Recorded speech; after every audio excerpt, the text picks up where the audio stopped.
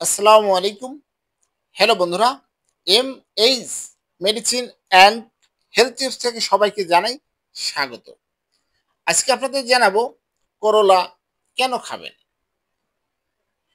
করলা তিতো স্বাদের কারণে অনেকে খেতে পছন্দ করেন না, তবে সবজিটি পুষ্টিগুণে ভরপুর।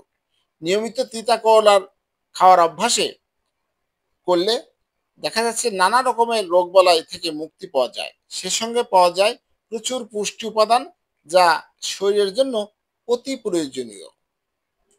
করলা রক্তের সমস্যা দূর করে।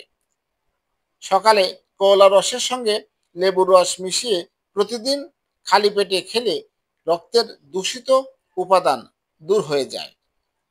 একই সঙ্গে অ্যালার্জিজনিত সমস্যা থেকে মুক্তি পাওয়া যায়।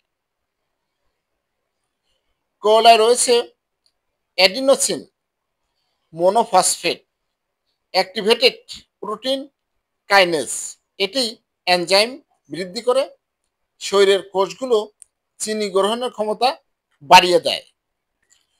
তাই ডায়াবেটিসের রোগীরা নিয়মিত করলার রস খেলে উপকার পাবেন। এই রস শরীরের কোষের ভিতর গ্লুকোজের বিপাক ক্রিয়াও বাড়িয়ে দেয়, ফলে রক্তের চিনি পরিমাণ কমে যায়। কলায় আছে প্রচুর পরিমাণে বিটা ক্যারোটিন বা ভিটামিন এ।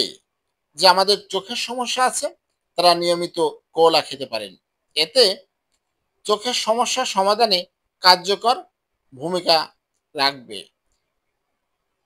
যারা নিয়মিত করলা খান তাদের সর্দি, কাশি, মৌসুমী জ্বর, অন্যান্য ছোটখাটো সমস্যা হওয়ার আশঙ্কা অনেকাংশ কমে যায়। এটি একটি রুচিবর্ধক সবজি। হ্যালো বন্ধুরা, আপনাদের জানানোর চেষ্টা করেছি।